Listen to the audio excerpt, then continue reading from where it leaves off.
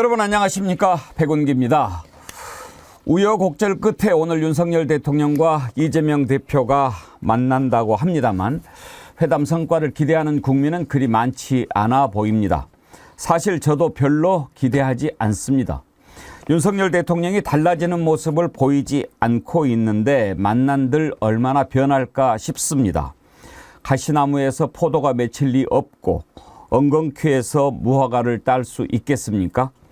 다만 비선들과 극우 유튜버들 그리고 한마디 할 말도 못하는 참모들 틈에 갇혀서 제대로 된 민심 한 번 못 들었을 윤석열 대통령이 민심의 뜨거운 바다를 방금 헤쳐나온 야당 대표를 만나서 지금 국민들의 삶이 얼마나 고단하고 팍팍한지, 무엇에 분노하고 있는지 직접 듣는 것, 그것 하나만으로도 오늘 첫 만남의 성과는 있지 않을까 싶습니다.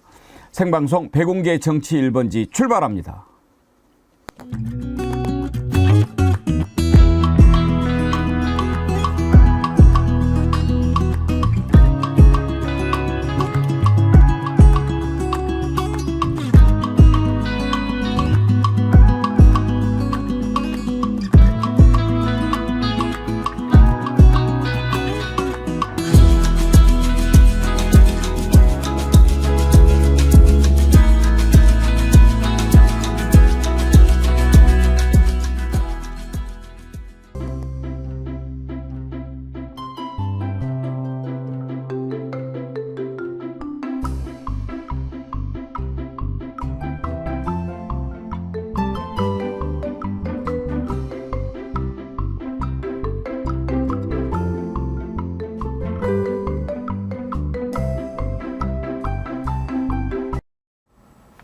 정어리볼에 아주 재미있는 상품을 준비했군요. 선물을요. 이제 곧 어버이날 다가오는 5월입니다. 효도 프로젝트 비누꽃 용돈 박스.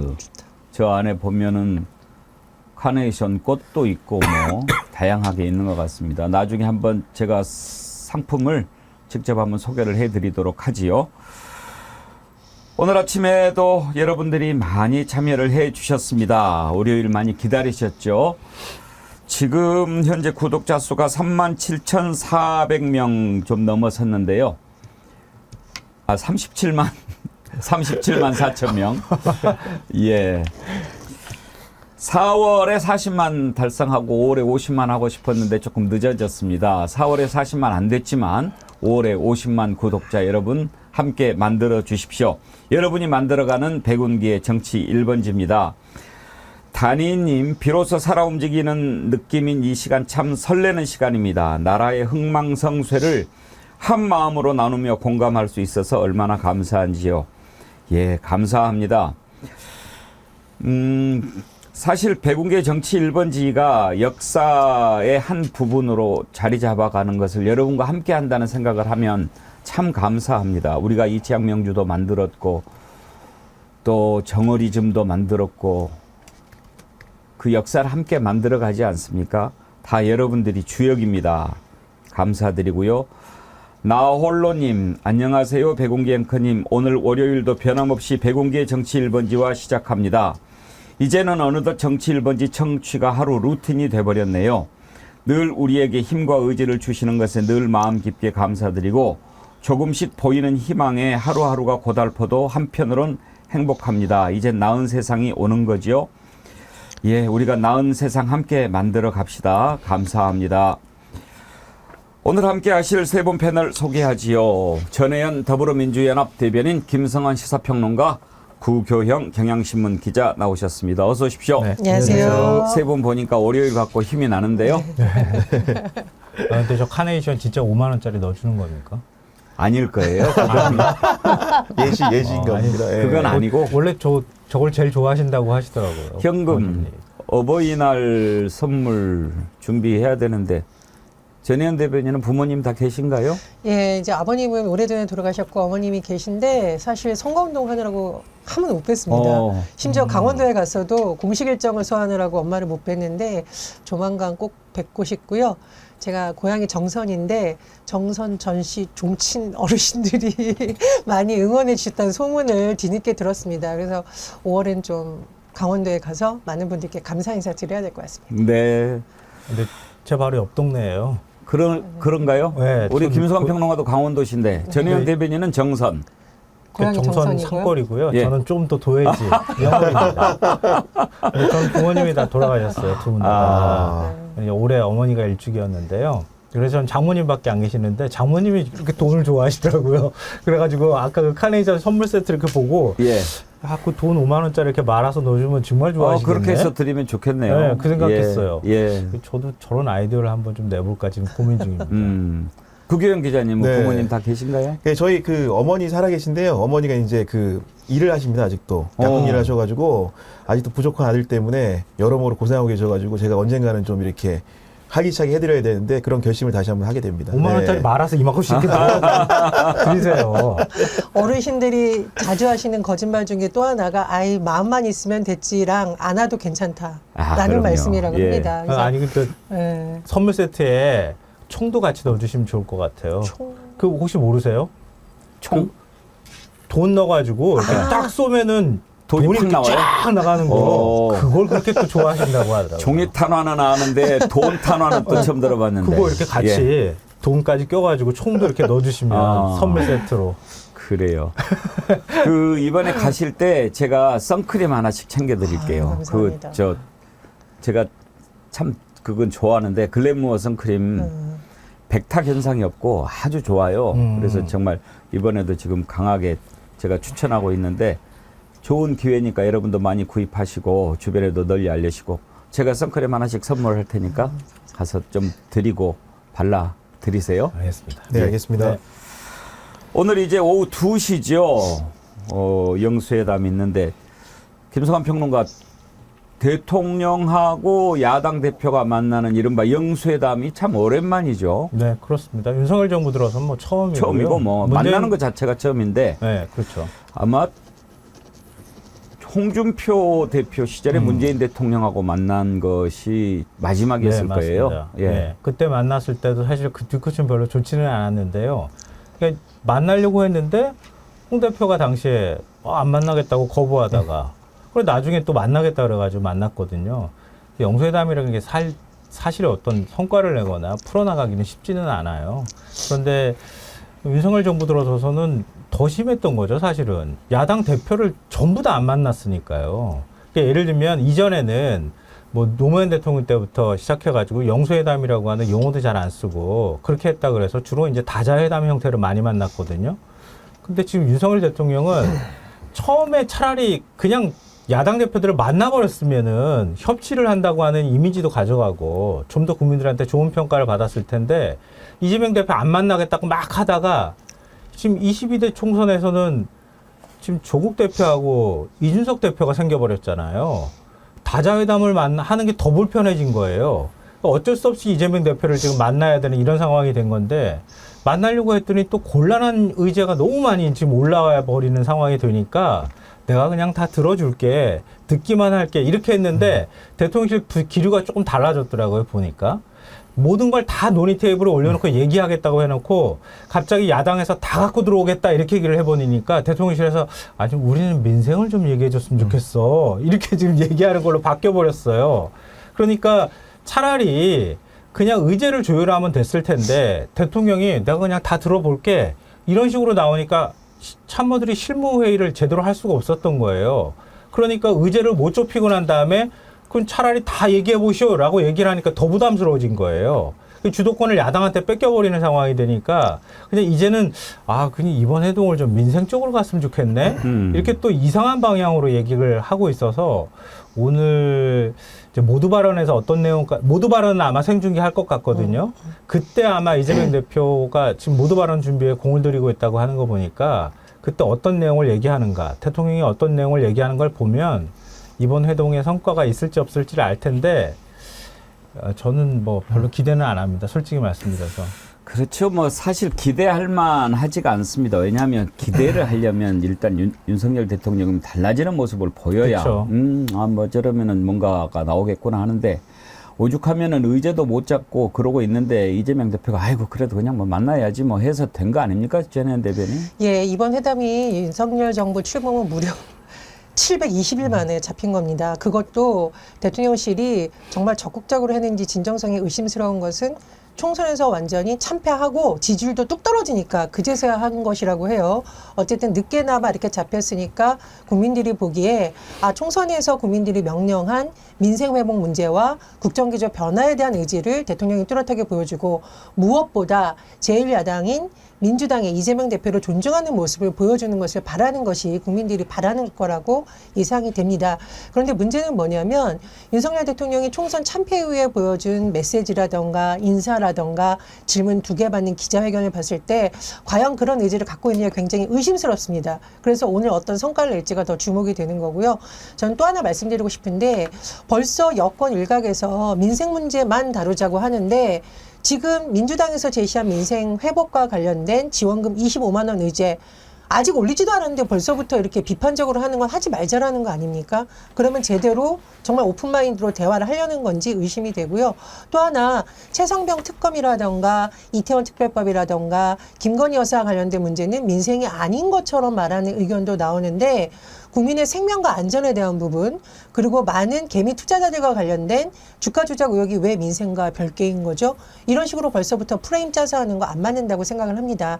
야당의 의제가 아니라 국민들이 총선에서 보여준 민심이고 의제라는 보다 열린 자세로 대통령이 임해야 국민들이 보기에도 그래도 회담할 만했다 이런 평가가 나올 것으로 보입니다. 국영 기자 혹시 네. 오늘 끝나고 무슨 합의문 이런 것도 나올 수 있을까요? 제가 오늘 절차적으로 설명을 좀 드리면은 오후 2시에 이재명 대표 일행이 용산으로 갑니다. 그럼 홍철호 정무석이 차를 열어줄 거고요. 그럼 또 현관 앞에는 정진석 비서실장이 대기하고 있습니다. 그럼 안내를 하겠죠. 집무실에서 윤석열 대표가 악수를 하고 앉아서든 아마 앉아서 진행할 거 예상이 되는데 카메라가 돌아가는 가운데 모두 발언을 하게 될 겁니다.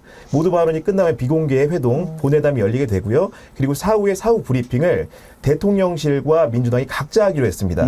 지금 예상되는 시간은 본회담, 비공개 본회담 같은 경우는 1시간가량 예상이 돼서 민주당이 국회까지 가서 기자회견을 브리핑을 해야 되지 않습니까? 그렇기 때문에 지금 예상 시간은 4시 반쯤에 사후 브리핑이 있을 것으로 예상이 되는 상황입니다. 그렇기 때문에 아까 우리 김성환 평론가 말씀해 주셨지만 의제 조율 있게 만났다고 한다면 사후 브리핑을 따로 할 필요도 없었겠죠. 당이 공동 합의문을 대통령실과 민주당의 대변인이 배석한 상태에서 홍보석이 배석한 상태에서 발표를 할 수 있었겠지만 지금 이런 양태로 흐르는 것 자체가 공동 합의문 발표 가능성이 굉장히 낮다는 걸 보여주고요. 그 얘기는 뭐냐? 결국은 모두 발언에서 어느 정도 오늘 할 얘기들이 판가름 날 가능성이 높고 국민들의 예측 결과도 거기에 귀속될 가능성이 높다고 좀 생각이 됩니다.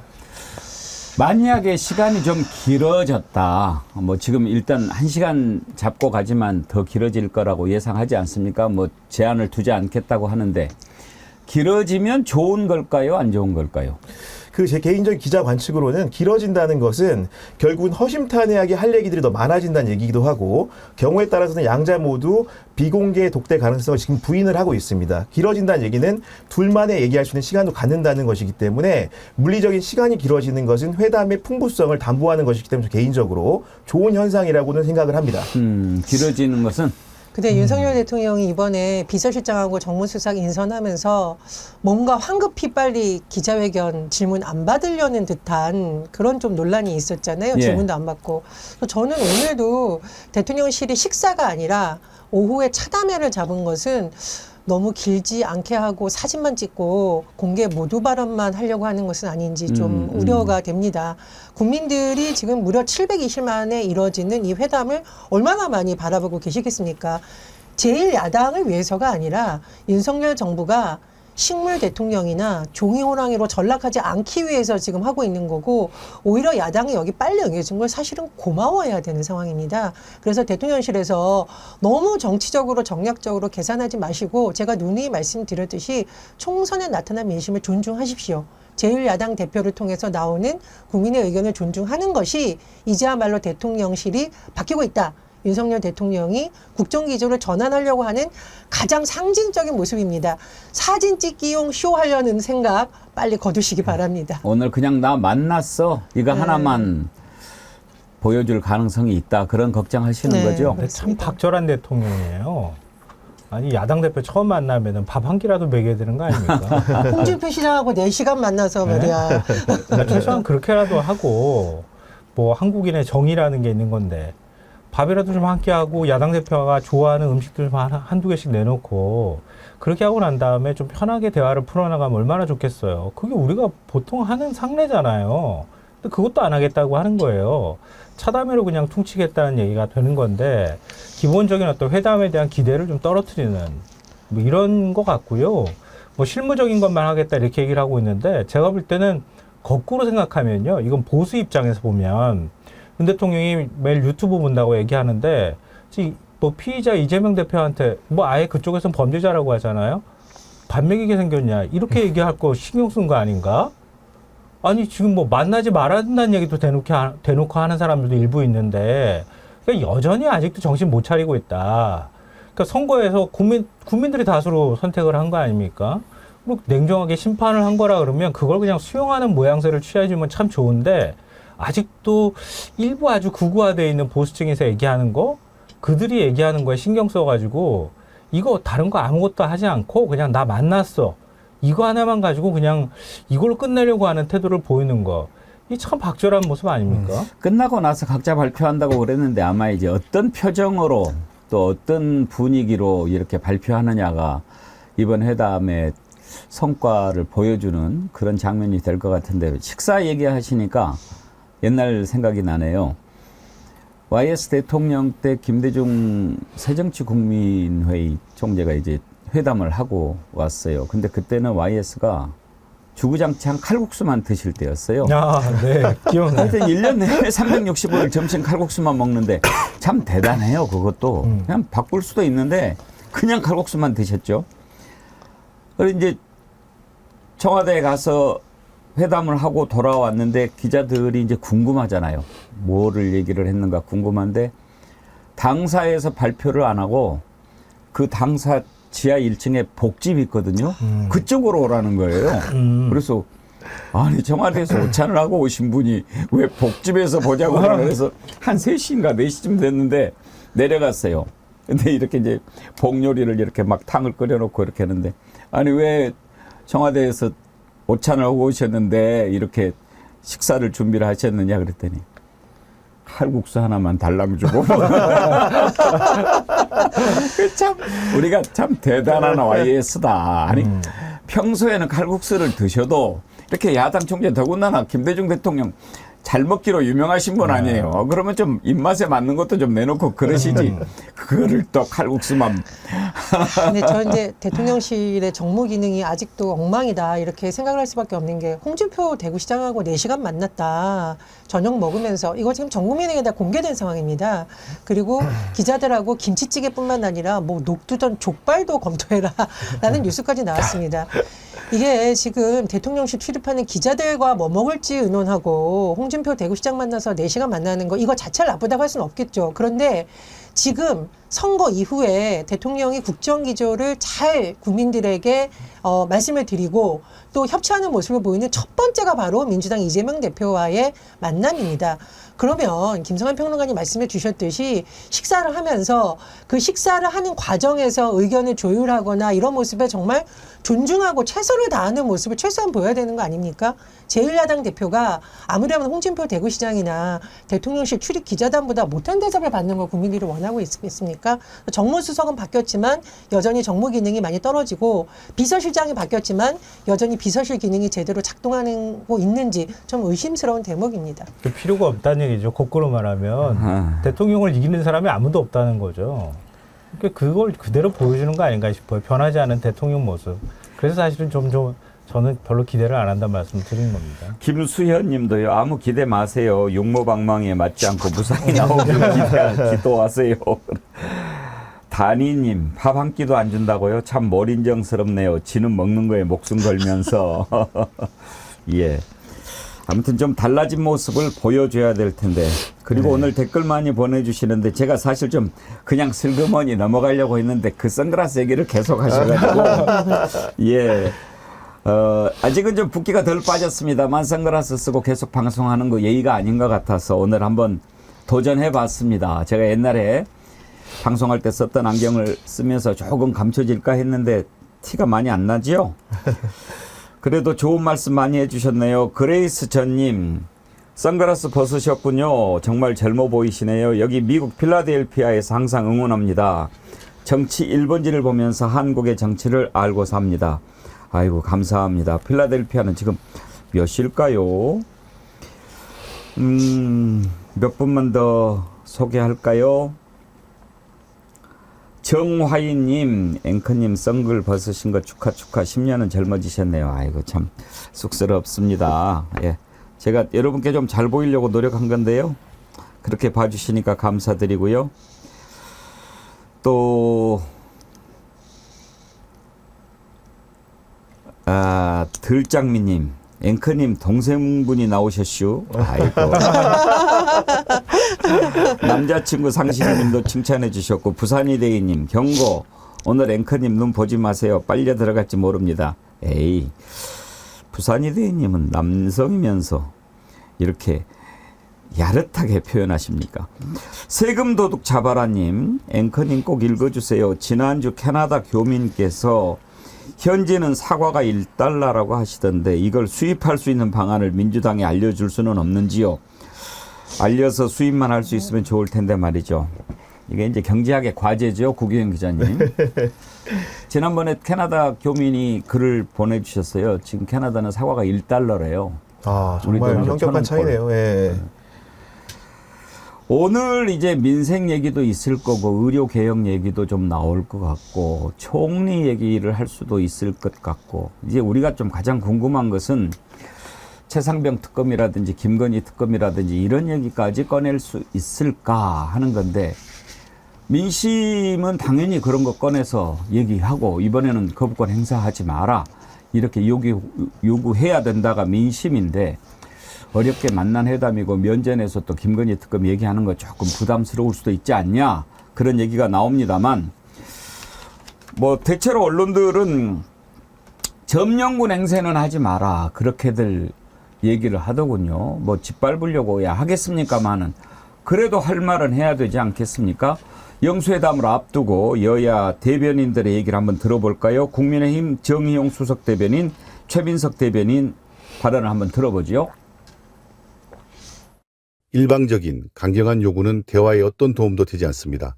총선의 선택이 한쪽의 주장만을 관철해 내라는 뜻으로 오독해서도 안 됩니다.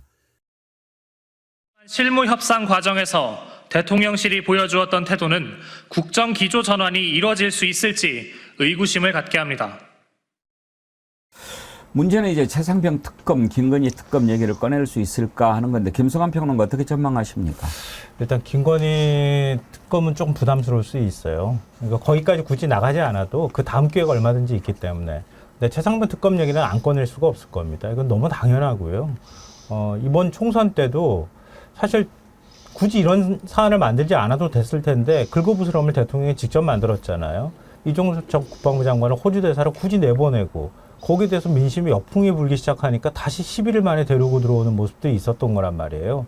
그리고 공수처를 막 공격하고 그렇게 했기 때문에 이번 총선 민심에 그게 그대로 다 반영이 됐다고 볼 수 있거든요. 그러니까 거기서 결국은 참패 원인이 그것 때문이다 이렇게 해도 과언이 아닐 정도인데 근데 최상병 특검을 아무 잘못도 안 했다면서 왜 또 거부를 하는지도 이해할 수도 없고요.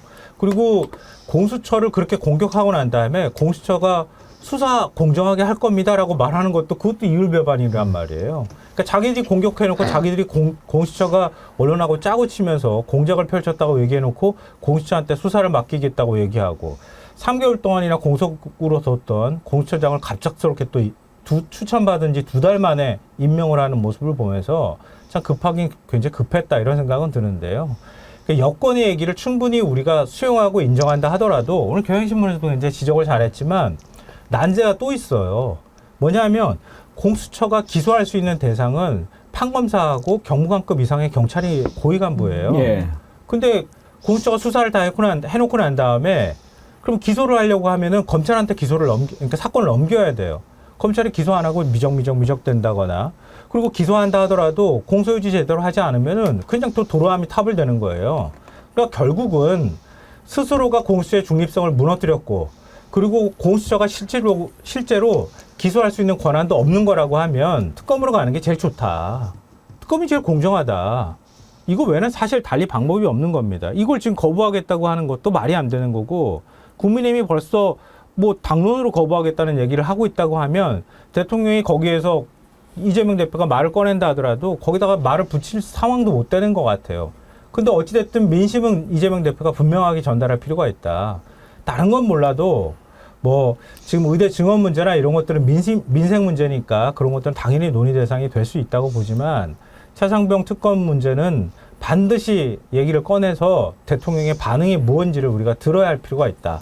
그 반응은 대통령실에서는 얘기 안 하더라도 민주당이 이번 회동 끝나고 난 다음에 대통령이 뭐라고 말했는지 국민한테 분명히 공개를 해야 한다고 생각합니다. 근데 구경 기자, 네. 공수처장 후보자를 갑자기 지명했지 않습니까? 네. 그 시점을 두고도 또 여러 가지 분석이 나오더라고요. 맞습니다. 그러니까 왜냐면은 김진호 공수처장이 떠난 시점이 지난 1월 19일입니다. 그렇기 때문에 산수를 해보면 이미 석 달 가까이 된 시점이고요. 이미 임명을 한다고 한다면 국회 추천 후보 2명이 있었죠. 한 명은 오동훈 후보가 있고 한 명은 검사 출신 후보가 있었는데 이미 양자택일의 상황이었기 때문에 대통령실에서 일찌감치 사실은 인사를 해도 무방한 상황이었습니다.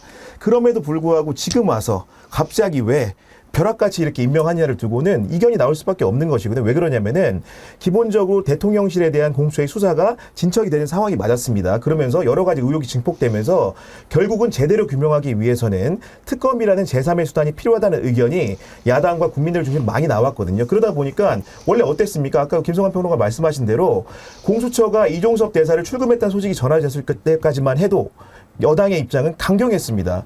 대통령실도 마찬가지였고요. 뭐냐면 수사기관과 언론이 마치 협잡을 해서 짜고 마치 선거를 앞두고 공작을 한다고 했거든요. 그런 비유를 들었던 기관에 대해서 민주당 입장에서나 국민 입장에서는 특검을 통해서 제대로 규명을 하자고 했더니 이제 와서는 처장을 임명하고 다시 하자는 얘기를 하는 겁니다. 그 얘기는 뭐냐면 특검으로 가게 될 경우에 드러날 결과들, 대통령실을 향한 돌팔매질 같은 것들이 굉장히 두려워지는 상황인 거거든요. 그렇기 때문에 결국 처장 임명 시점도 굉장히 수황스럽다는 의견이 나올 수밖에 없는 것 같습니다. 공수처장 후보자 판사 출신을 지명을 했는데 최상병 사건과 관련해서 했던 발언을 한번 들어보고 갈까요?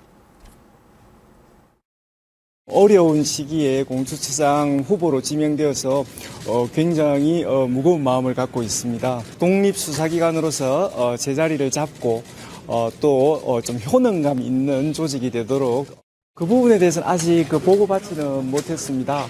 어쨌든 법과 원칙에 따라서 성실하게 수사에 임할 예정입니다. 특검법 발의하겠다 야당에서는 밝히고 있는데 정치권에서 하시는 일에 대해서는 또 그 배경과 또 어떻게 될지에 대해서는 깊이 생각해 보지는 못했습니다. 어제 기자회견하는 장면을 봤는데 기자들 질문에 충실하게 답하는 모습은 참 보기가 좋더라고요. 일단 인상이 좀 시골 학교 선생님 같아 보이기도 하고 시골 교회 목사님 같아 보이기도 하고 그렇긴 합니다마는. 일단은 근데 이제 판사 출신을 임명을 한 거는 뭐 검사 출신이라던가 하면 또 논란이 더 커질 것을 일부분 의식한 것으로 보입니다만 좀 아쉬운 부분은 변호사 시절에 어떤 활동을 했냐 이거든요. 이미 민주당에서 논평이 나왔는데 박근혜 정부 정보경찰 선거 개입 의혹 사건의 수사를 맡았었다라는 거죠. 수사와 관련된 재판과 관련된 변호를 맡았습니다. 그렇다면 사실은 이게 공정한 수사를 할 수 있느냐, 그리고 공수처장에게 가장 요구되는 정치적 중립을 이미 훼손했던 거 아니냐는 의심이 제기되고 있습니다. 또 하나 이 부분이 이제 문제가 되는 것이고요. 또 하나 이제 기자님 말씀하셨듯이 시점입니다. 너무 늦게 대통령실에서 지금 임명을 한 게 선거에 떠밀려서 최상병 관련된 특검이 통과될 것 같으니까 공수처에서 하고 있다는 핑계를 대기 위해서 이제 부랴부랴 한 것 아니냐. 이걸 또 유심히 봐야 됐고요. 또 하나는 국민의힘이 총선에서 대패하고도 반성할 기미가 별로 보이지 않는다는 조짐입니다. 윤지욱 원내대표의 반언이라던가 차기 원내대표로 벌써부터 이철규 의원 당선자가 거론되고 있는 이런 게 여전히 용산의 지시를 받고 있는 것 아니냐.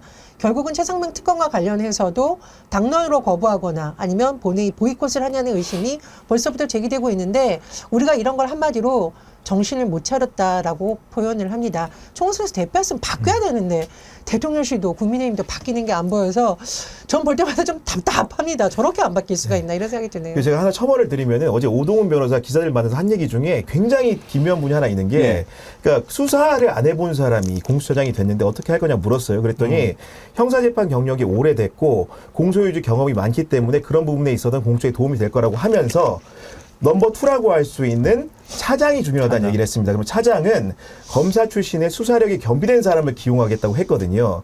그 얘기는 뭐냐면 차장이 누가 될지도 굉장히 관건인 겁니다. 지금 보면 판검사 중에 양자택일 판사를 했습니다. 그래서 외형상으로는 윤석열 대통령이라든가 대통령을 수사할 수 있는 여건이 갖추었다 볼 수 있지만 지금 영국 차장이 빈자리를 채워야 되거든요. 공석이 된. 그런 사람이 검사 출신이 올 텐데 그 사람이 어떤 사람인지도 굉장히 중요해진 겁니다. 그렇기 때문에 국민이나 언론들이 이 부분을 굉장히 잘 지켜봐야 된다. 이렇게 생각이 됩니다. 네. 네. 굉장히 흥미로운 부분이요. 이 오동훈 후보자를 누가 추천했을까? 여권에서 추천했어요. 그러니까 여권에서 추천한 사람 2명 다 올라간 거예요. 그러니까 문재인 정부 때 초대 공수처장 김진욱 처장 임명할 때 어땠는지를 아마 기억이 나시는 분이 있을지 모르겠어요. 공수처장은 중립적이어야 된다 그래서 당시에 이제 국민의힘 계열 정당이죠. 거기서 악착같이 반대했어요. 반대해가지고 결국은 대한변협에서 추천한 사람을 마지막에 해가지고 김진욱 처장이 된 거예요. 판사 출신을. 그때도. 근데 지금은 여권에서 2명을 다 추천한 거예요. 왜냐하면 공수처장은 굉장히 객관적인 사람이 임명이 돼야 되기 때문에 공수처장 후보자 추천위원회를 두도록 하고 있어요. 별도로. 근데 법무부 장관, 법원행정처장, 그리고 대한변호사 그 협회장, 예. 그리고 여당 2, 야당 2. 그래서 7명으로 돼 있거든요. 근데 계속 후보자를 비토를 놓는 과정이 끊임없이 반복되다가 이른바 윤석열 사단이라고 하는 검사 1명 올리고 난 다음에 나머지를 계속 비토를 놨어요. 마음에 안 드는 사람이 있다고. 계속 비토 놓다가 결국은 야당 의원들이 이렇게 가다가는 공수처장이 계속 공백 상태로 갈 수밖에 없기 때문에 어쩔 수 없이 여당 추천 몫을 그냥 1명을 올려준 거예요. 그게 오동훈 후보자였던 거예요. 그러니까 대통령 입장에서는 꽃놀이패였던 거예요. 검사를 임명해도 되고 여권 성향의 판사 출신을 임명해도 되고 둘을 갖다 놓고 난 다음에도 임명을 안 하고 있다가 지금 오동훈 후보자를 그냥 판사 출신 임명한 거예요. 근데 공수처 차장은 처장이 추천하도록 돼 있어요. 이 사람이 그냥 검사 출신 해버리면 되는 거예요. 그러니까 결국은 이거는 여권의 입맛에 맞게 공수처를 만들 수 있는 상황이 여건이 돼 있다는 거예요. 예. 그러니까 공수처가 수사해도 된다. 이렇게 다시 또 소리치는 거예요. 그래도 혹시 최상병 특검과 관련해서 뭔가 새로운 메시지가 나올 수도 있다 이런 얘기가 나오더라고요. 국민의힘의 김병민 최고위원 얘기를 들어볼까요? 대한민국의 젊은 청년이 사망한 일이고 그 뒤에 나타났던 문제 속에서 국민들 보시기에 매우 부적절했던 측면들에 대한 대통령실의 새로운 메시지, 저는 이 정도는 좀 기대해도 좋을 것 같다는 생각이 들거든요. 그러니까 이재명 대표와 함께 얘기를 하면서 그동안의 상황과는 다르게 조금 전향적으로 바뀐 국민 눈높이에 맞는 메시지들이 나오기 시작한다면 이게 한 번에 모든 것들에 대한 의제들을 결론을 낼 수는 없거든요. 할 거다는 얘기인지 안 할 거다는 얘기인지 잘 모르겠는데 아무튼 뭐 저런 전망 글쎄요. 전혜연 대변인 어떻게 보면은 김병민 최고 이번에 이제 선거를 직접 치러봤기 때문에 민심을 좀 더 들여다봐서 저런 얘기가 나올지는 모르겠습니다만 기본적으로 윤석열 대통령이 바뀌지 않았다 하는 것 때문에 기대하는 국민들이 많지 않은 것 같아요. 예, 그게 참 국민들이 보기에 답답한 부분입니다. 그리고 최상병과 관련된 이 문제 제기는 사실은 특검까지 이 얘기되는 과정이 너무나 많이 오래 걸렸습니다. 사망 직후에 수사 외압 의혹, 그다음에 다시 이게 국회에서의 논의 과정, 공수처장의 임명에 대한 지연 문제, 이런 모든 이 과정을 살펴봤을 때 과연 대통령실이 이 문제에 대해서 진정성을 가지고 정말 이 사건의 실체를 파악할 의지가 있느냐. 국민들은 없다고 본 겁니다. 그래서 총선에서 이렇게 윤석열 정부에게 강한 회초리를 때렸는데도 불구하고 대통령실이 바뀌지 않았다. 저는 바뀌었다면 대통령이 총선 이후에 나온 메시지에 이미 이 부분에 대한 내용이 담겼어야 된다라고 생각이 들고요. 또 하나 의제를 가감없이 하겠다 이런 말조차도 굉장히 사실은 성의 없는 겁니다. 한 차례도 아니고 여러 차례 지금 대통령실과 야당 관계자들의 물밑 조율이 이루어졌어야 되는데 저는 그 과정에서도 이 문제에 대한 충분한 조율이 이루어질 수 있는 안건이 바로 이 안건이었는데 안 했다라는 거잖아요. 그럼 결국은 사진 찍으면서 원론적인 얘기만 하다가 끝나는 것이 아니냐. 더 우려되는 거는 대통령실과 민주당의 브리핑이 각각 나올 가능성도 배제할 수가 없다라는 겁니다. 예. 우리나라 말이 해석의 영역이 너무 많잖아요. 그럼 대통령실은 결국은 사진 한 장 남기겠다라는 건가요? 대통령이 바뀌지 않았다라는 해석이 충분히 나올 수 있는 대목입니다. 남자친구 상식이 님이 저하고 생각이 똑같습니다. 얻어올 것은 기대를 안 하는데 민의 보따리는 다 풀고 왔으면 좋겠습니다. 사실 이제 대통령이 안 바뀐다, 바뀌지 않는다. 그걸 이제 바뀌었다라고 보여주는 것이 인적 쇄신 아니었습니까? 그러면 이제 비서실장을 누구를 할 거냐 하는 것을 국민들이 지켜봤는데 만약에 저 정도 비서실장이면 대통령이 바뀐 것도 같아. 이런 생각을 하게 만들 절호의 찬스였는데 첫 단추부터 나는 안 바뀌어 하고 보여줘 버린 게 아닌가 싶어요. 제가 지난 휴가 때 참 재미있는 책들을 많이 봤는데 이런 내용이 하나 있어요. 미국의 레이건 대통령, 부시 대통령 때 수석보좌관 했던 제임스 베이커라고 있어요. 국무장관도 했죠. 아주 역사상 최고의 비서실장으로 꼽히는 사람입니다. 두 대통령에 걸쳐서 비서실장 역할을 했는데 이런 말을 남겼죠. 나쁜 결과를 막을 수 있도록 사전에 노력하는 것이 가장 중요하다. 이를 위해서 비서실장은 늘 노맨, 게이트키퍼가 돼야 한다. 그러니까 노맨, 예스맨이 아니고 아닙니다. 그거는 아닙니다라고 얘기할 수 있는 사람. 게이트키퍼. 이렇게 탁탁탁탁 걸러가지고 최종적으로 조율된 말이 나갈 수 있도록 하는 그런 역할. 그걸 비서실장이 해야 되는데 그 전에 비서실장은 그렇게 못했지요. 노를 못했지요. 그리고 제대로 게이트키핑을 못했지요. 그 결과 대통령이 마음대로 해버리고 정제되지 않은 말들이 막 나가고 오늘날 윤석열 대통령 이미지를 만들어 버린 거 아닙니까? 아무리 양보하고 그래도 그렇지 지금 의료개혁 가지고 국민들이 그렇게 고생하고 있는데 본인이 그 상황에서 담화라고 나와가지고 52분간 혼자 떠드는 거 그게 말이 됩니까? 그런 일들이 일어난다는 것 자체는 시스템이 고장났다는 얘기거든요. 제임스 베이커 한마디만 더 소개할까요? 레이건 대통령 장례식 추도사에서 그런 얘기를 했어요. 그 누가 자신의 라이벌 선거 참모를 2차례나 했던 사람을 자기 비서실장에 임명하겠나. 그러니까 레이건 대통령이 자신을 비서실장에 임명했는데 그 전에 선거 참모를 반대편에서 했던 사람이에요. 그런데 늘 너그러이 노맨을 받아주던 그를 위해서 나는 8년 매일매일을 노력할 수 있었다. 그러니까 노맨이 중요한 것도 있지만 노맨을 받아주는 대통령. 그런 사람을 위해서 자기가 8년 동안 매일매일 노력할 수 있었다라고 하는 거죠. 노맨이 필요한데 노맨이 없어요. 지금 윤석열 대통령의 문제가 여러 가지가 있지만 가장 큰 문제가 뭡니까? 인해 장막에 딱 갇혀 있는 거예요.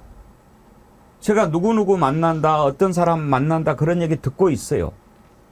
그런데 시중에 정말 이래서는 안 된다라고 얘기하는 사람을 만나지를 않는 거예요. 그냥 듣기 좋은 얘기만 하는 사람. 참모들이라고 말 한마디 못하지요. 그리고 극우 유튜버들만 만나서 얘기한다고 하지요. 그래가지고 어떻게 민심을 제대로 들을 수 있겠습니까?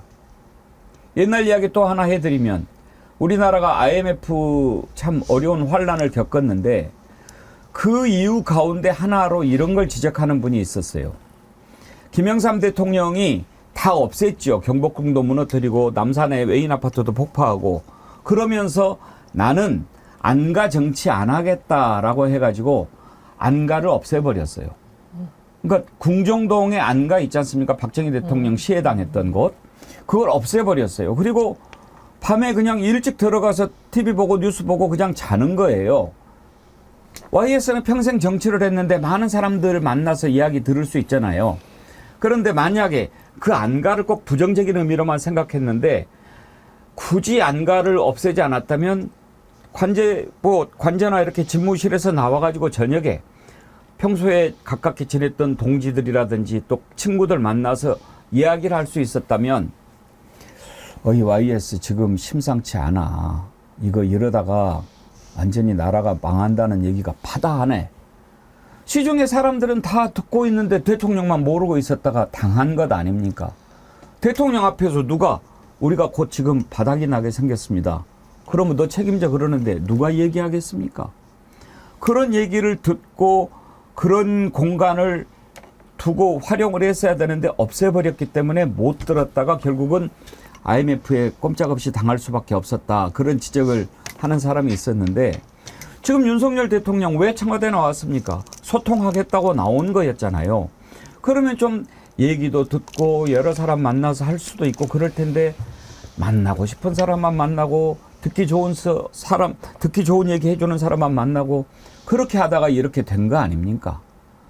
네. 극우 유튜버들 좀 그만 좀 만나라고 그런 얘기들 많이 하잖아요. 심지어 조국 대표 10가지에 그런 거 들어있기도 해요. 네, 그런 내용이 있었고요. 그리고 아까 우리 앵커님 말씀하신 대로 결국 내부에 구중권한 노면이 없으면 밖에라도 있어야 됩니다. 그 얘기는 뭐냐면은 당정 관계거든요. 결국은 국민의힘이 제대로 대통령에게 쓴소리를 할 수 있어야 되는데 지금 총선 참패 이후에 가는 과정들을 보면 점점 더 그 답안지와는 멀어져 보입니다. 일단 오늘 국민의힘이 비대위원장을 선임을 발표를 했는데요. 바로 황우여 그 전 대표입니다. 황우현 대표는 굉장히 다선 의원이시기도 하고 원내대표도 했고 당대표도 했을 정도로 경륜은 높지만 별명이 뭡니까? 어당팔입니다. 어쩌다 그 어수룩해 보이지만 뭐 이렇게 당수가 팔선이라는 건데 그 얘기는 뭐냐면은 무슨 얘기냐면은 이분이 그냥 이도 좋고 저도 좋고 물 흐르는 대로 가신다는 거거든요. 그 얘기는 뭐냐? 비대위 자체를 관리형 비대위로 간다는 것이고 뭔가 당을 360도 천지개벽할 만한 혁신형 비대위로 안 간다는 얘기거든요. 그런 비대위원장 인선에서 볼 수 있고요. 그리고 원내대표 선거는 갈수록 지금 이철규라는 친윤계의 중추로 수렴이 되고 있습니다. 이런 과정들이 결국은 당내에서 변화와 혁신을 요구하고 대통령에게 뭔가 바뀌길 바라는 여론의 목소리가 제대로 전달될 수 없는 모습으로 가고 있는 거거든요. 그렇기 때문에 당정 관계가 건전하게 정상화될 필요가 있다고 보여집니다. 네. 황우여 비대위원장이 8선까지는 안 됐고 이제 어당팔이 당수 있잖아요. 네네. 뭐 가라떼, 공수도 뭐 이런 거. 8단. 그 8단이라는 게 그래서 이제 네네. 어당팔이라고들 부르고 정치권에 어당팔이 몇 명 있어요. 옛날에 이기택 총재도 어당팔이라고 불렸고 그랬는데 아무튼 뭐 그것도 나름의 처세술인데 일단 뭐 무난하다는 평가는 있으니까. 근데 지금 그나저나 무난해가지고는 안 되는 때니까. 국민의힘은 언제까지 비대위원장입니까? 글쎄요. 이게 뭐 좀 비대위를 세 번째 비대위가 되는 거잖아요. 이렇게 되면 정상대책위원회보다 비상대책위원회가 더 많은 것 같아요. 예전에 이게 사실 민주당하고 비교해서 좀 그럴 수도 있겠지만 민주당이 계속 비대위 체제를 이어갔던 적이 있었거든요. 그러니까 그때 2007년 대선 때 끝나고 난 다음에 참패하고 그 다음에 거의 한 9년 동안 비대위 체제를 계속 꾸려나갔어요. 그러니까 당을 수습하지 못하면 이제 그런 현상이 나타나는데 흥미로운 점은 지금 이제 여당이잖아요. 옛날에 야당일 때는 선거 참패한 이후에 비대위 체제를 하면서 당이 이제 새로운 구심력을 만드는 과정이 있다고 할 수 있는데 지금 여당이 비대위 체제를 지금 집권 내내 비대위 체제를 가지고 왔다고 해도 과언이 아닐 정도의 상황이란 말이에요. 이건 뭐냐면 당권을 누가 쥐거나 아니면 당의 중심을 만들지 못하게 대통령이 만들고 있다는 뜻이거든요. 당의 중심은 나야. 내 맘대로 할 거야. 이렇게 하면서 지금 벌어진 다 사단이란 말이에요. 그러니까 지금 뭐 어당팔 얘기도 나오지만 황우여 전 대표 임명하면서 돌고 돌아 황우여냐? 이런 얘기 또 나온단 말이에요. 온화하고 무난하다고 얘기하면서도 지금은 무난하면 안 되는 때란 말이에요. 관리형 비대로 가면 안 된다고 하는 얘기들이 계속 나오고 있는데 그냥 무난하게 가라. 이렇게 하는 신호라고 받아들일 수 있고요. 황우여 전 대표가 지금 그 이번에 인선하고 발표를 하고 난 다음에 CBS 노컷하고 통화한 모양이에요. 거기에서 노마지로의 뜻으로 받아들인다 그랬어요. 예. 그러니까 노마지로라는 말은 늙은 말이 길을 잘 안다는 뜻이라고 합니다. 노마지지라고 하죠. 네. 노마지지, 예. 그러니까 자기는 온화하게 이거 하여튼 어쨌든 간에 오랜 경륜을 바탕으로 해서 너무 흔들지 않고 무난하게 가겠다는 뜻이라고 받아들일 예. 수 있는 얘기를 한 거거든요. 이 얘기는 뭐냐면 혁신형 비례로 가기도 어렵다. 그리고 지금 당신 100%로 되어 있는 거 뭐 본인의 뜻은 약간 좀 민심을 섞는 쪽에 가깝다 이런 얘기가 좀 해석은 거기다 덧붙이기는 했는데 그래도 당을 확 바꿔가지고 뭔가 좀 대통령하고 좀 쓴소리도 하면서 좀 견제도 하면서 윤석열 정부 지금 이렇게 가면 안 된다는 게 국민들의 마음인데 대통령한테 국정 다 못 맡기겠다는 게 이번 선거로 드러난 민심 아닙니까? 근데 결국은 대통령 뜻대로 가는 당으로 지금 자꾸 가고 있는데 지금 뭐 황우여 전 대표를 가지고는 그걸로 갈 수는 없는 카드다. 이런 반응이 나올 수밖에 없는 것 같아요. 근데 이제 무난하게 가겠다라는 거는 국민의힘이 21대 국회 마무리하면서 또 22대 국회에서도 기존에 비해서 별로 안 변하겠다. 이런 의미 아닙니까? 그러니까 우리끼리 똘똘 뭉쳐가지고 김건희 여사 방탄하던 습관 그대로 간다. 그리고 대통령이 시키는 대로 그대로 따라하는 듯한 주종 관계를 딱히 바뀔 이유가 없다. 문제의식이 전혀 없다라는 것에서 저는 굉장히 좀 답답하다. 총선에서 국민들은 집권 여당도 바뀌라고 분명히 민심을 뚜렷하게 보여주신 건데 민심을 여전히 보는 것이 아니라 대통령실만 바라보고 있는 게 아니냐라는 비판을 지금 자초하고 있는 겁니다. 수도권에서 대패한 인사들이 모여서 대통령실과 대통령의 메시지 그리고 한동훈 전 비대위원장에 대해서 엄청난 비판을 쏟아냈다라는 기사가 나온 지 며칠 되지 않았습니다. 그런데 이런 비상한 시기에 또 비대위를 맡는다는 집권 여당의 모습이 무난하다? 바뀌지 않는다? 전 이건 정말 총선에서 나타난 국민의 뜻을 완전히 무시하는 처사라고 봅니다. 우리끼리 똘똘 뭉쳐가지고 우리끼리의 지지층만 잡고 가겠다라는 거 아닌가요? 집권 여당이 과연 그렇다면 존재 이유가 있느냐. 그리고 국회에서 어차피 지금 의석수를 보더라도 야당의 협조를 얻지 않고서 할 수 있는 법안이 거의 없다라고 봐야 됩니다. 이거 국정을 하자는 겁니까? 말자는 겁니까?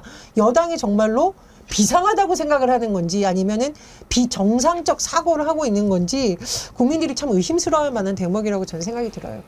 별이 총총님도요. 한덕수처럼 자리만 차지하고 앉아 있을 겁니다. 이렇게 평가절하하셨는데 글쎄요. 뭐 경륜이 있으니까 한번 봅시다. 이 꼬여 있는 당을 얼마나 잘 헤쳐나갈 수 있을지 모르겠는데 본인이 스스로 노마 지지를 얘기했다고 하면 노마 지지라는 게 그런 거죠. 늙은 말의 지혜인데 밤이 늦어서 갈 길을 못 찾고 있을 때 그냥 말에서 내려서 말이 가는 대로만 따라가면 길이 나오더라. 그래서 역시 늙은 말의 지혜다라고 하는데 하지만 정치권에서는 그런 말도 있어요. 급격하게 바꾸면 급히 망하고 무난하게 바꾸면 무난하게 망한다. 그런 얘기도 있어요. 지금 합의문까지는 기대할 수도 없고 사실 당초에 의제는 좀 설정을 하고 만났어야 되는데 의제도 없이 지금 만나는 거 아닙니까? 왜 그렇습니까? 그 윤석열 대통령 스타일이죠. 나한테 다 맡겨. 다 맡겼는데 어떻게 됐습니까? 좋아 빠르게 가. 그랬다가 어떻게 됐습니까? 의제는 그래도 설정을 해놓고 만났어야 되는 거 아닌가. 윤석열 대통령한테 많이 당했던 이준석 대표도 그 점을 걱정하더라고요. 한번 들어보실까요? 하나의 지렛대가 되어야 될 영수회담에서 지금 의제를 제대로 설정하지 않고 우선 만나자라고 하는 그런 분위기로 흘러가고 있는데 제가 윤석열 대통령이랑 여러 번 그런 식으로 만나봤지만은 그렇게 만나면은 될 것도 안 됩니다. 제가 울산 회동 때도 그런 식으로 만나봤고 안철수 의원 같은 경우에도 만나서 뭐 종이 쪼가리가 무엇은 중요하냐 날 믿고 뭐 해보자 이런 식으로 만났다가 고생했던 것을 알고 있고 그래서 윤석열 대통령과 어떤 협의나 대화를 할 때는 의제를 명확히 설정하고 가야 된다. 저 말하니까 생각나는 장면이 있어요. 단일화 했을 때 단일화 합의문 같은 거 발표하지 않았습니까? 그랬는데 그때 합의문을 양쪽에서 이렇게 읽고 가는데 그냥 쓱 나가버리는 거예요. 그러니까 그때 안철수 후보 참 표정이 볼만했죠. 이 종이 그 장면 혹시 준비했나요? 한번 볼 수 있습니까?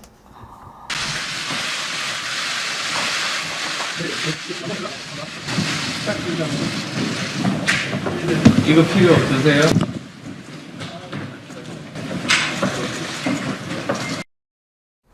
기억나요. 아이고 참 생생합니다. 그렇죠? 네, 저 진짜 화제가 됐던 거예요. 정말. 에휴. 그러니까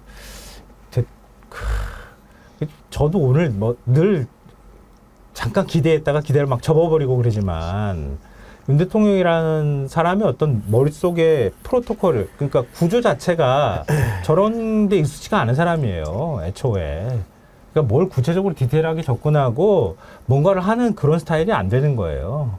그래서 뭐 누구를 만나든 뭐 59분 대통령이든 뭐 50분 대통령이든 자기 혼자 얘기하고 그냥 휘리릭 그냥 날려버리는 사람이란 말이에요. 그리고 자기만 그냥 자기 중심적으로 모든 걸 해석하는 스타일이기 때문에 이재명 대표를 만난다 하더라도 뭔가를 이렇게 합의하기가 쉽지가 않을 거고 합의를 했다 하더라도 그 다음에 별로 중요하지 않아. 뭐 이렇게 하면서 그냥 넘어가는 스타일이란 말이에요. 근데 당시에 이제 안철수 후보 같은 경우에는 뭐 당내 세력이 확고하다던가 혹은 윤석열 정부가 출범한 이후에 윤석열 대통령을 제어할 실질적인 권한이 있다라고 보기엔 좀 애매한 부분이지만 이번 만남 같은 경우에는 대한민국의 대통령과 제1야당의 대표 특히 총선에서 승리한 범야권의 사실상 대표 성격으로 이번 회담이 이루어진다라고 해석을 해야 되기 때문에 저 후폭풍이 만만치 않을 거라고 생각을 합니다. 만약에 오늘 회담에서 성과를 못 낸다. 그렇다면 이게 과연 윤석열 정부가 앞으로 나아갈 길에 얼마나 험난한 것을 상징하는 것이 될 것인가 이거를 대통령실이 유심하게 봐야 되는 거고 21대 국회 마무리하고 22대 개원까지 이 범야권의 의석을 봤을 때 과연 대통령실이 할 수 있는 게 뭔가 이걸 봐야 되는 거죠. 그래서 지금 윤석열 대통령은 본인이 하고 싶은 대로 다 했다가는 범여권이 정말 망하는 길을 자초한다라는 것을 뚜렷이 좀 인식을 해야 된다라고 보고 저는 여당도 제가 누누이 말하지만 정신을 좀 차려야 되지 않겠습니까? 이 108석에 담긴 민심을 계속 잃지 못하고 이렇게 대통령 호위무사하거나 주종관계에 계속 집착하다 보면 앞으로 대통령 지지율이 더 떨어지고 국민의힘에 대한 심판론도 다시 한번 제기될 가능성이 있다. 저는 그렇게 생각을 합니다. 뭐 지지율 떨어진다고 말씀하셨으니까요. 아니 말씀하실 거 있으면 말씀하시고 제가 지지율 2개 오늘 나온 게 있어가지고 소개를 좀 해드릴까 하는데요. 굉장히 심각한 수준입니다. 예. 지난주 갤럽 조사 발표 나왔을 때 24. 대통령 지지율이 뭐 23에서 24 이렇게 뭐 움직였다고는 얘기는 하는데 대통령 지지율이 그 숫자 24 이상 올라가는 연령대가 60대 이상, 60대 이상밖에 없어요. 그리고 지역별로 봐도 그냥 대구 경북 정도에서 대구 경북에서도 10%포인트가 하락을 했는데요. 부정평가가 더 높았어요. 그리고 보수 지지층의 절반 이상이 그러니까 45대 48로 부정평가가 48로 더 높았어요. 이 얘기는 뭐냐면 60대 이상과 그리고 보수 지지층의 절반 정도가 윤 대통령을 붙들고 있는 거예요. 마지막으로. 굉장히 위험한 상황이다. 이렇게 제가 그런 말씀을 또 다른 데서 또 드린 적이 있는데 오늘 여론조사 나온 거 보니까요. 여론조사 꽃에서 발표한 걸 보니까 윤 대통령 긍정평가가 23.8 나왔어요. 부정평가가 74.2가 나왔거든요. 근데 지역별 부정평가를 보니까 대구 경북에서도 부정평가가 60.2, 긍정평가가 37.7이 나왔어요. 얼마나 지금 심각한 수준인지를 보여주는 거고요. 여론조사기관 리얼미터가 에너지경제신문 의뢰로 조사한 걸 봐도 윤 대통령 지지율이 30.2가 나왔어요. 리얼미터는 좀 후했는데요. 네, 리얼미터 상대적으로 후하게 네. 숫자가 나왔었는데요. 리얼미터 조사로는 최저지요. 거의 작년 8월 이후로 최저가 지금 나왔는데요. 이 얘기는 뭐냐면 대통령이 정치하는 대통령 되겠다고 얘기하고 비서실장도 바꾸고 그리고 이재명 대표하고 영수회담 제안도 하고 이렇게 했는데도 불구하고 이 정도 지지율이 나왔다는 거예요. 이 얘기는 오늘 만약에 영수회담 결과가 나왔는데 뭐 그냥 이거 아무것도 없어. 대통령 또 이전하고 변한 게 하나도 없어. 이러면은 더 떨어질 가능성도 있다는 얘기거든요. 이렇게 하면은 지금 아까 제가 60대 이상 그리고 TK 영남에서 그나마 조금 붙잡아주고 있는데 보수 지지층의 절반이 붙잡아주고 있는 상황인데 여기서 손을 놔버리잖아요. 그러면은 중도에서도 윤 대통령 지지율이 10%대밖에 안 나와요. 그리고 그러니까 20대부터 50대까지 지지율이 50대가 20% 초반 갤럽 기준으로 하면 20% 초반이거든요. 여기서 만약에 더 나와버리면은 20대부터 50대까지 10% 지지율이 나온다는 거예요. 갤럽을 기준으로 하면. 그러면 윤 대통령은 아무도 안 지켜준다는 거예요. 국민들이. 이러면 진짜 더 극단적인 상황으로 갈 수 있다는 걸 본인이 알아야 되는데 아직도 나는 국정동력을 끝까지 붙들고 가겠어. 여당을 내 사람으로 다 만들어가지고 친윤체제로 그대로 가겠어. 이렇게 해버리면은 붙잡으면 붙잡을수록 더 망한다. 이거 굉장히 위험한 신호라는 거를 대통령실이 모르는 것 같아요. 아직도 제가 볼 때. 갤럽 여론조사가 선거 끝나고 23% 23 나왔죠. 지지율이었다가 그 다음 주에 24가 나왔잖아요. 네. 그래서 뭘 잘했다고 1%가 포인트가 올랐나 했더니 그거 이렇게 됐더라고요. 그 전주 23으로 나왔을 때가 23.4였더라고요. 그 다음 주가 23.6이에요. 근데 이제 반올림 해가지고 24가 된 거죠. 그러니까 0.2%포인트 차이밖에 안 난 건데 결국은 그냥 그건 거예요. 원래 이 오차 범위 안에 있으니까 0.2%는 완전 무시하는 그런 적이니까 지금 지지율이 그 정도밖에 안 된다는 거 아닙니까? 보수형님 TV 의제 정하면 그거 외우는데 힘들어서 그래요. 이은주님 떴다방도 국힘당 정도는 아니죠. 무언 당이 1년 365일 비대위랍니까? 비상이 맞기는 하지만서도 비대위 원장 황우여 비대위원장 얘기한 것 그거 얘기하시는 거죠. 나우누리 님도 IMF는 국민들이 아나바다 운동으로 극복해 나갔는데 이것들은 국정 운영을 아나바다로 하고 있네요. 예. 박옥주님, 백운기 씨 옛날에 앵커할 때 좀 점잖게 봤는데 저렇게 조합하란 걸 몰랐네요. 편파적으로 진행하는 걸 주변에서 굉장히 많이 얘기하더만. 박옥주님께 묻고 싶네요. 어떤 게 편파적이고 어떤 게 좌파적인 겁니까? 지금 박옥주님께서 보고 있는 현재 윤석열 대통령의 행태라든지 그러면 이번에 총선에서 나타난 민심은 어느 나라 민심이라고 보시는지 한번 제가 묻고 싶네요. 그렇게 무턱대고 이야기할 게 아니고 잘못한 것을 고치라고 얘기할 수 있는 용기가 보수로서는 더 필요한 때 아닙니까? 박옥주님 이런 글 보내신 거 보면은 보수 쪽이신 것 같은데 보수 진보 이런 걸 떠나서요. 정말 국민들이 지금 그럼 박옥주님만 하나만 물어봅시다. 살만하십니까? 지금? 살만하세요? 제가 이런 글을 뭐 소개할 수 있는데 정말 좀 아닌 것 같아요.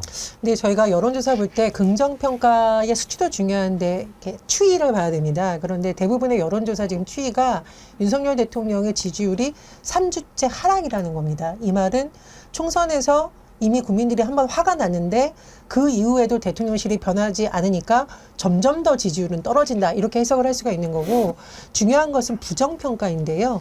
부정평가가 지금 66.9% 나온 곳도 있고 74.2% 국민들의 10명 중에 6명 혹은 7명이 못한다라고 답을 하고 있습니다. 보통 여론조사 전문가들이 분석할 때 못한다를 왜 주시하냐면요. 잘 모르겠어가 아니라 못한다라는 것은 굉장히 강한 의사표시입니다.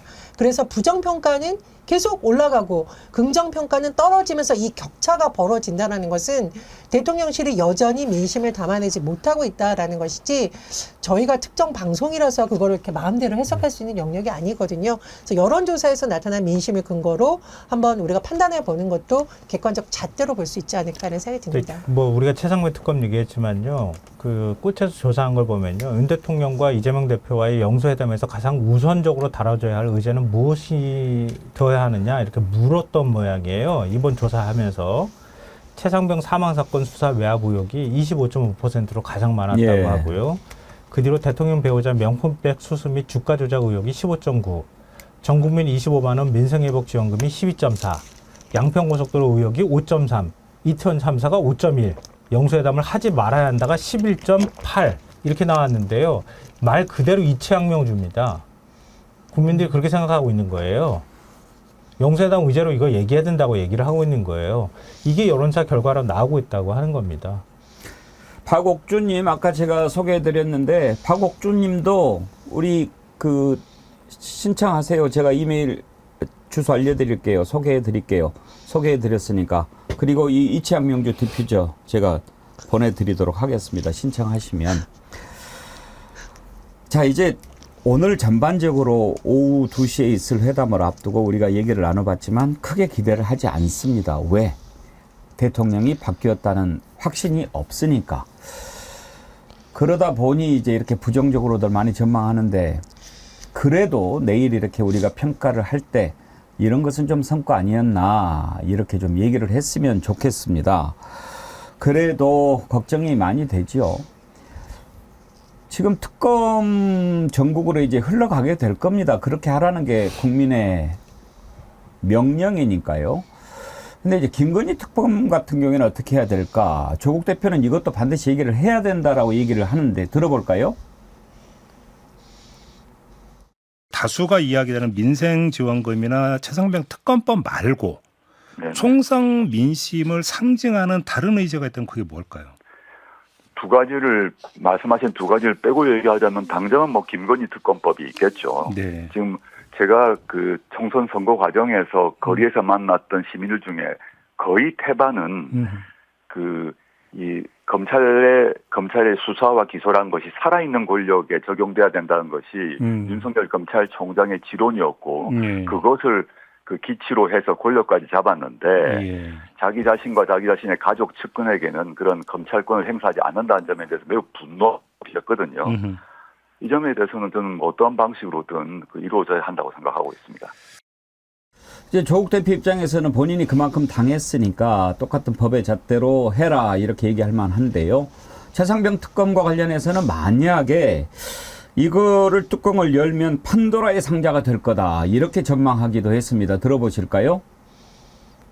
최상병 사건이 뚜껑을 열게 되면 판도라의 상자가 될 것이라고 저는 예상을 하고 있는데요. 이시원 그 비서관은 윤석열 대통령의 핵심 측근 중입니다.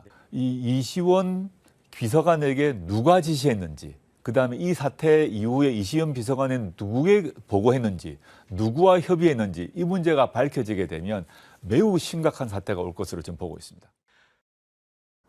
만약에 그런데 최상병 특검이라든지 김건희 특검 얘기하면은 구교영 기자 대통령 벌떡 일어나서 나가버리지 않을까 싶어요. 그러니까 그런 그 위기의 발로들이 각각의 징후가 나타나고 있는데 대통령실이 법률수석을 신설한다는 얘기가 대표적인 것 같습니다. 지금 그러면서 거명되고 있는 후보군들이 있는데 소개를 좀 해드리면요. 지금 언론 보도에 따르면은 김주현 전 대검차장, 이분은 법무부 차관도 했고 법무부 대변인 출신이기도 한데 이분이 지금 직접 당사자로 거명이 되고 있습니다. 저도 이제 개인적으로 취재하면서 많이 만났던 분인데요. 이분을 간단하게 이제 모르는 정어리원들이 있을까 설명을 좀 드리면 이렇습니다. 사법연수원, 그러니까 검사로 임관하기 전에 연수 기간을 거치는데 사법연수 기수라는 게 있습니다. 김주현 지금 후보 물망에 오른 수석 후보 물망에 오른 김주현 전 대검차장이 사법연수 18기입니다. 그러면 이제 어느 정도 감이 안 오시잖아요. 저희 비교를 좀 해드리면 사법시험을 구수한 윤석열 대통령이 사법연수원 23기입니다.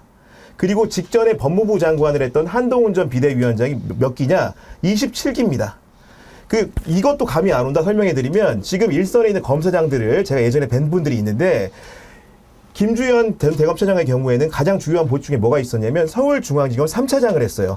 3차장이라고 하면은 부패 수사에 굉장히 중추 같은 중간 간부 역할을 하는 겁니다. 검사장 바로 밑에서. 당시에 지금 현직 검사장들, 재경에 있는 지검장들이 부장검사도 아닐 때 이분이 3차장 검사였습니다. 그러면 어떤 것이냐? 바로 지금 여러 가지 수사라든가 특검에 관련된 여러 가지 위기 징후들이 있잖아요. 결국은 올드보이들을 귀환시켜가지고 뭔가 다루고 통제할 필요가 있다고 느낀 거로 느껴지고요. 전초 작업으로서 박성재 법무부 장관이 임관하지 않았습니까? 그 얘기는 뭐냐면 박성재 법무부 장관 연수원 몇 기냐? 17기입니다. 그렇기 때문에 지금 10년 이상 차이 나는 후배들과 함께 일할 수 있는 풍토를 만든다. 그 얘기는 특검도 문제인데 검찰 수사도 어떻게 튈지 모르고 그 이후에 이제 특검 수사로 빚어진 여러 가지 대통령실의 위기들을 관리하기 위해서 이런 굉장히 오래된 법조인들을 기용하는 것이 아닌가라는 추측이 낳는 부분입니다. 예. 지금 뭐 공수처 또 법률수석 이렇게 좀 움직이는 것 같은데 그 기본적으로 대통령이 어떤 생각을 갖고 움직이느냐가 제일 중요한 것 아니겠어요? 영수회담과 관련해서 마지막으로 오늘 임세은 소장이 부정적인 전망을 하나 했던데 이거를 듣고 고개를 끄덕거리는 분이 많아서 인용 하나 들어보고 넘어가죠. 대통령실이 원하는 것은 이재명 대표와 본인이 악수하는 사진이 일면에 나오는 겁니다. 그리고 다음날 성과는 없었다는 얘기를 야당 탓을 하는 거죠. 또. 그동안 그렇게 만나자고 했더니 결국 아무것도 없는데 왜 만나자고 했어? 그러니까 내가 안 만난 거야 라고 할 공산이 크죠. 대통령 측에서는. 네. 이재명 대표 같은 경우는 빨리 이 민생 현안을 빨리 해결해야 돼요. 급해요. 근데 윤석열 대통령은 그런 민생 현안이 급한 게 아니라 지금 내가 당장 정치 행보하는 게 훨씬 급하기 때문에 만나고 끝. 얼굴 보고 상견례고 차 마셨다. 나 할 거 했네? 나 협치했네? 봐. 나 협치 잘하지? 나 야당 만나지? 잘하지? 나 정치하고 있지? 이거 아니겠어요? 예. 민생경제연구소장은 안진걸 소장 아닌가? 둘이 같이 공동인가요? 아, 그렇군요. 예. 하여튼 이런 걱정을 국민들이 많이 하고 있다는 것을 좀 알고 오늘 회담을 했으면 좋겠습니다. 남자친구 상식이님, 박옥주님 귀한 선물 축하드립니다. 주소 꼭 남겨주세요. 커뮤니티란에. 남자친구 상식이님, 만약에요 박옥주님이 커뮤니티란에 주소 남겨주시면 잘 해드리세요. 이제 전도하세요. 우리 정어리 만들어주세요. 예. 일부 오늘 어떤 이야기가 오고 갈까 하는 것 주제로 살펴봤고요. 2부에서는 한동훈 전 비대위원장 딸 수사 관련해서 지금 여러 가지 얘기들이 있는데 그런 내용도 좀 짚어보도록 하겠습니다. 2부 넘어가기 전에 여러분께 한두 가지만 말씀드리죠. 오늘 많은 분들이 함께 해주셔서 감사드리고요. 지금 동시 접속 28,000명 오랜만에 넘었네요. 5월 달에는 50만 구독자 여러분 함께 만들어 주시고요. 정어리몰에서 판매하는 상품도 여러분 많이 사랑해 주십시오. 지금 정어리몰에서 소개해드리는 글래머 선크림 제가 매일 아침 바르고 있는 건데요. 백탁 현상이 없어서 또 눈시림도 없어서 아주 좋은 제품이니까요. 아직 안 써보신 분들은 이번 기회에 꼭 한번 사용해 보시기를 강추합니다. 전하는 말씀 듣고 이어가지요.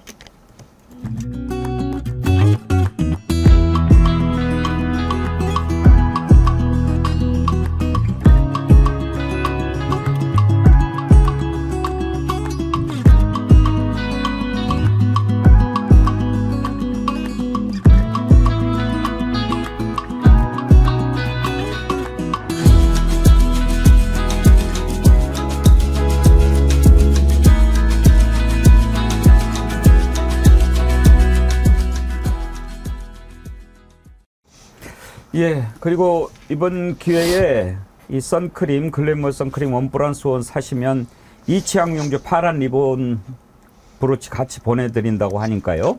주변에도 많이 선물하셔가지고 이치앙명주 운동 확산하는데 다 같이 동참해 주시기 바랍니다.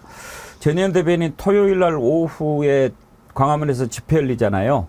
그때 우리 부스도 이렇게 만들어서 소개하는데 많은 분들이 이치앙명주 차고 계신다고 하더라고요. 아, 네, 정말 사실 저희 더불어민주연합에도 이채학명주 위원회가 있을 정도로 어떻게 보면 이채학명주 정어리 TV에서 확산시키는데 주력을 해주셔서 너무 감사하고 중요한 것은 이제 이것이 좀 현실화될 수 있도록 요구가 아니라 현실화됐으면 하는 바람입니다. 사실 이제부터 이채학명주 심판 제대로 해야지요. 예, 그게 중요합니다. 지금 그 부스 모습 나오는데.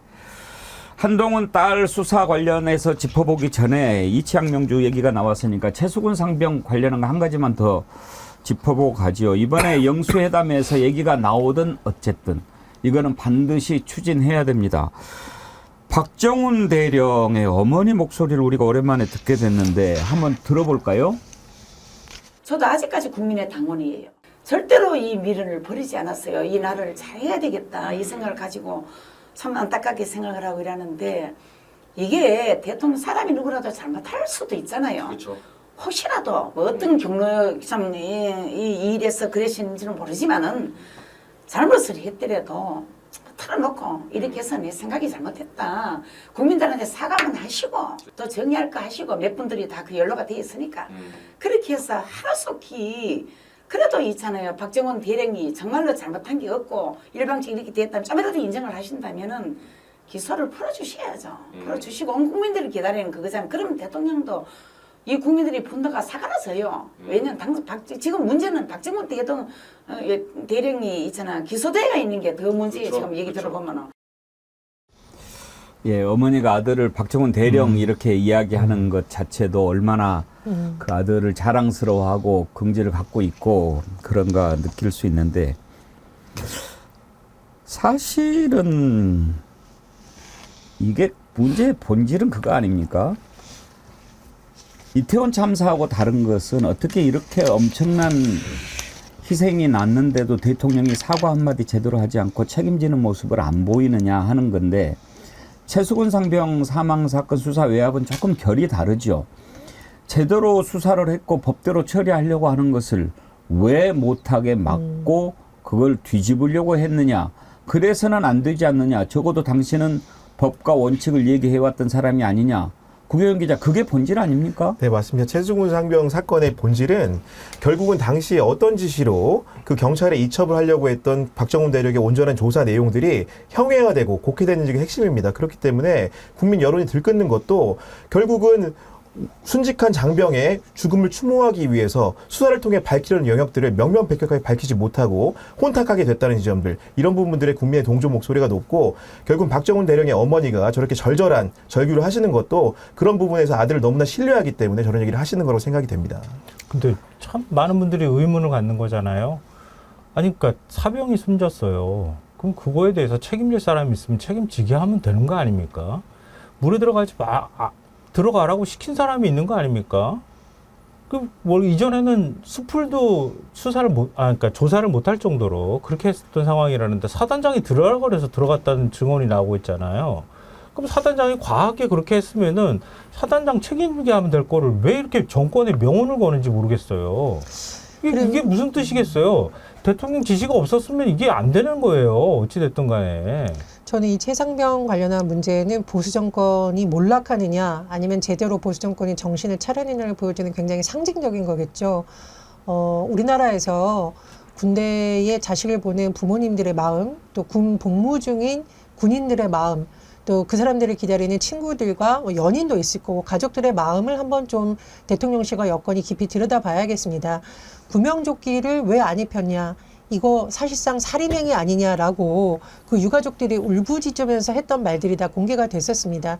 그런 심정을 처음부터 제대로 보고 수사를 오히려 잘하도록 독려해야 되는 것이 대통령실과 여당의 입장이었는데, 오히려 외압을 행사했다는 의혹이 일다 보니 이제까지 오게 된 겁니다. 그리고 중요한 것은 시기가 늦어질수록 통신 기록을 비롯한 여러 가지 결정적인 증거들이 훼손되거나 오염될 가능성이 매우 크다라는 겁니다.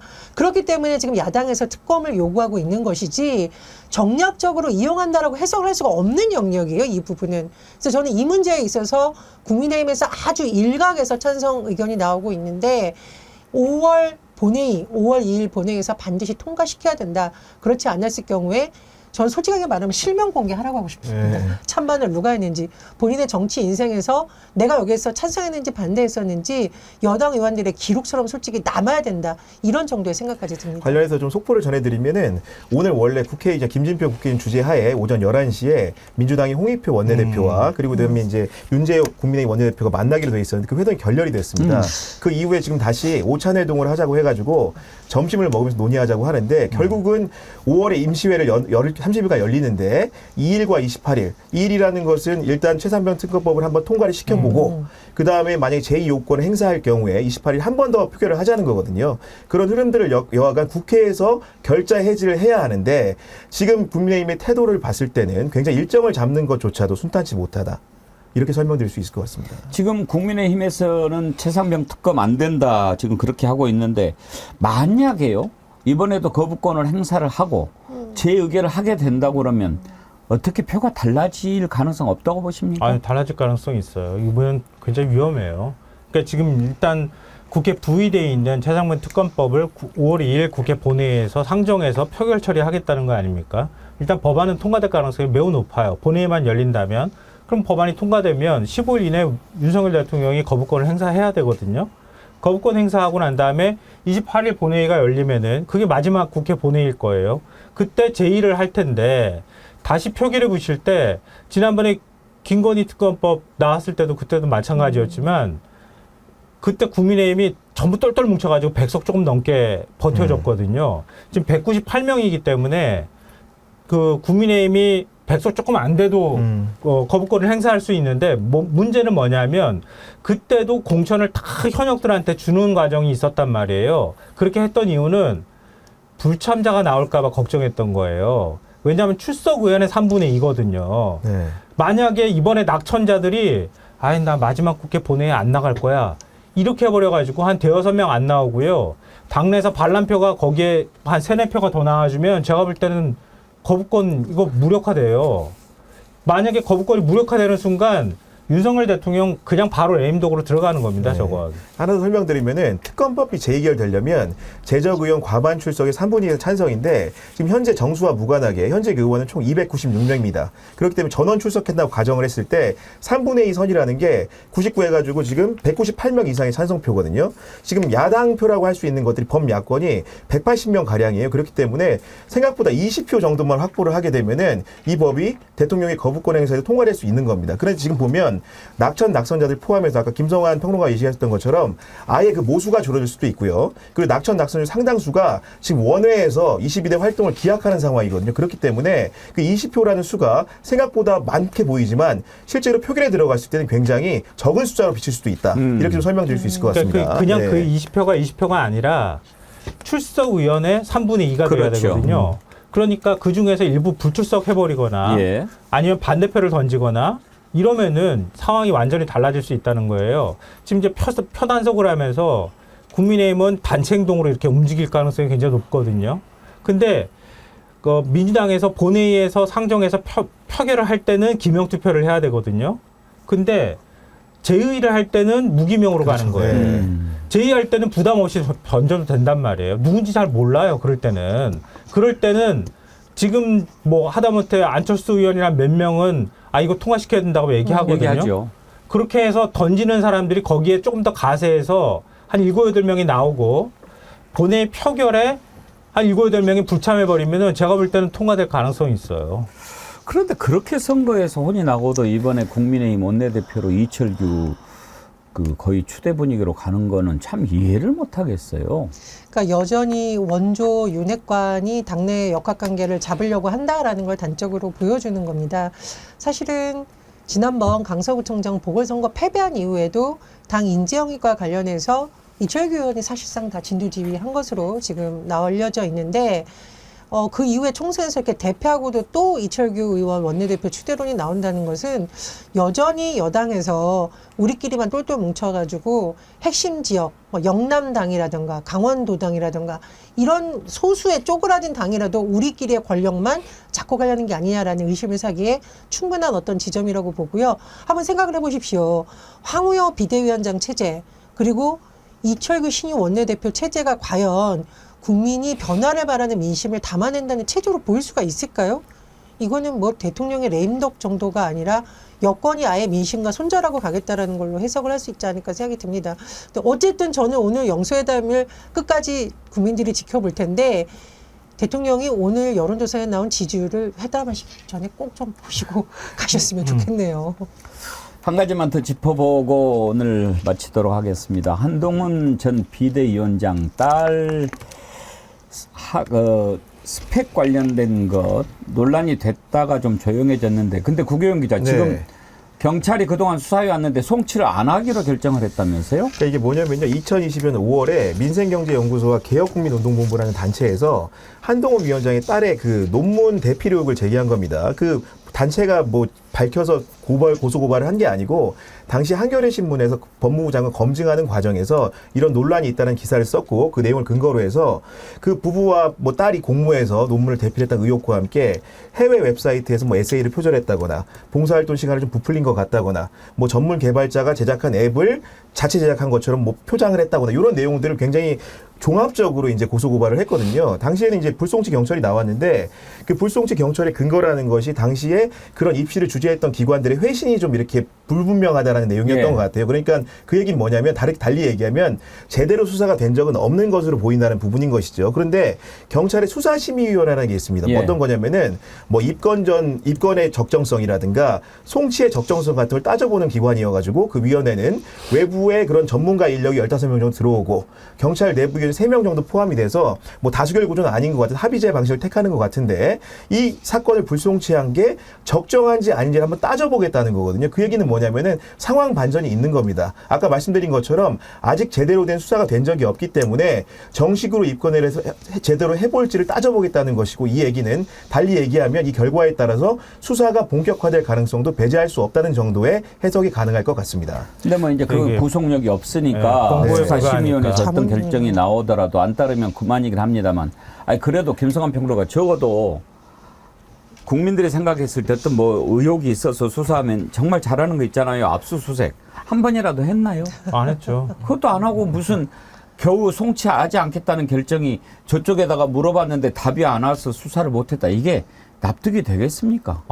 너무 황당한 게 불송치 결정 내릴 때 그때 압수수색을 안 하고 논문 이제 가짜로 만들었다고 하는 허위 스펙이 있었잖아요. 그러니까 약탈적 그 논문 실어주는 데다가, 그리고 그 딸이 썼다고 하는 논문도 내가 썼어 그러면서 뭐 어디 아프리카인가요? 하는 사람이 내가 쓴 논문입니다 이렇게 얘기까지 나왔단 말이에요. 언론과의 응답에서. 그럼 가짜로 논문을 썼다는 거 아니에요. 그리고 게재했다고 하는 건데, 경찰이 하는 얘기가 그쪽에다가 대학도 역시 마찬가지인데요. 대학에다가 문의를 해보니까 개인정보라서 답변을 안 하니 우리가 수사를 더 이상 할 수 없어서 그냥 불송치했습니다. 이런 결과를 내놨단 말이에요. 이게 누가 이 얘기를 믿습니까 그러면은? 아니 그러면 이런 식으로 경찰이 수사할 거면 뭐하러 압수수색도 하고 뭐하러 수사를 강제 수사를 합니까? 그것도 심지어는 그 봉사점 수사 관련해서 한 것도 역시 마찬가지인데 국내에 버젓이 있어요. 그 점수 준 데를. 그 압수수색하면 되잖아요. 그냥 가가지고 강제 수사하면 되잖아요. 대통령 끈도 떨어진 것 같은데 경찰이 좀 바뀌지 않을까요? 어때요, 전혜연 대변인? 글쎄 바뀌는 신용만 할 것 같습니다. 그러니까 말씀드렸듯이 뭔가 그 수사와 관련해서 위원회 열린다라고 하니까 엄청 바뀔 것으로 보이는 의견도 있지만 사실상 법적 강제력이 없단 말이에요. 권고 수준이에요. 그런데 저는 이제 어떤 점을 지적하고 있냐면은 대통령실에서 법률수석 만든다고 하잖아요. 그게 뭘까? 민정수석처럼 만들어가지고 경찰을 비롯한 사정기관을 여전히 장악하려는 거 아닌가라는 생각이 듭니다. 그래서 경찰이 바뀌는 신용만 하면서 계속 시간 끌기를 하거나 사실상 대통령실과 뭔가 내통하면서 이 수사를 흐지부지하는 건 아니냐라는 의심은 여전히 지울 수가 없고, 다만 최근에 검찰이나 경찰의 내부 분위기를 제가 좀 취재해보면 총선 결과를 보면 좀 화들짝하는 부분은 있다. 왜냐하면 이제 앞으로 국회 국정감사도 예정이 되어 있고 윤석열 정부의 임기가 길어야 3년이라는 이 말을 잘 볼 필요가 있습니다. 그래서 아마 수사기관도 과거에 비해서는 그래도 좀 눈치를 보고 무조건 이렇게 뭐라 그럴까요? 뭉개기 하기는 쉽지 않을 거다. 이렇게 전망합니다. 지금 조국혁신당에서는 1호 법안으로 한동훈 특검 법안 발의하겠다고 하지 않았습니까? 조국신당 대변인 얘기를 들어보지요. 경찰이 한동훈 전 국민의힘 비상대책위원장 딸의 허위 스펙 관련 수사를 경찰수사심의위원회에 회부해 살펴보기로 했습니다. 경찰이 이 문제를 다시 들여다보겠다고 하니 다행입니다. 혹시라도 조국혁신당이 제출할 특검법을 의식해 신용만 해서는 안 될 것입니다. 실질적으로 그리고 철저하게 심의해서 국민이 납득할 수 있는 결론을 내려야 할 것입니다. 물론 수사심의위원회에서 수사 개시 결론을 내린다고 조국혁신당이 특검법을 국회에 제출하지 않는 일은 없을 겁니다. 무조건 특검법은 제출하겠다 이런 얘기네요, 김성환 평론가. 네. 앞으로 22대 국회에서 그걸 어떻게 처리할지는 좀 봐야 될 것 같은데요. 근데 한동훈 특검법 하니까 마치 그 복수하듯이 느껴지는 분들이 있을 것 같은데, 그러니까 그런 개념하고 좀 달라요. 내용을 들여다보면 고발사주 사건, 이건 완전히 다른 차원의 문제거든요. 고발사주 사건도 그 피해자라고 적시한 사람이 윤석열 대통령과 그 장모 일가란 말이에요. 그리고 그걸 고발사주로 시킨 거예요. 국민의힘한테다가. 그래서 최강욱 의원이 실제로 기소까지 돼가지고 최강욱 의원의 의원직도 잃었잖아요. 이거는 말도 안 되는 일이란 말이에요. 검찰 안에서 검찰총장 지키겠다고 해가지고 문건 만들어서, 그리고 재판 기록까지 다 들여다보고 난 다음에 그 예전에 범정가라고 하는 저 손준성 검사가 그걸 했던 거잖아요. 그리고 난 다음에 그걸 국민의힘에 넘겨가지고 고발하고, 그리고 난 다음에 여당 최강욱 의원 결국 유죄 판결 만들게 만드는 그런 과정이었단 말이에요. 이게 진짜 공작이란 말이에요. 그럼 이건 윤석열 대통령하고도 관계가 있다고요. 그러니까 한동훈 전 비대위원장의 딸 문제뿐만 아니라 고발 사주나 이런 거는 더 훨씬 심각한 문제일 수도 있겠다. 그러니까 그런 것들은 만약에 이게 그런 방식으로 이해하시는 분들이 혹시 있다고 하면은 따로 떼서라도 이거는 다시 들여다봐야 할 필요가 있다고 저는 생각합니다. 예, 한동훈 비대위원장 건강 때문에 윤석열 대통령 못 만나겠다라고 얘기한 뒤로 지금 이제 비대위원장 끝나고 이제 전당대회에서 또 대표 출마 얘기도 나오는데 그나저나 홍준표 대구시장 계속해서 두드려 팹니다.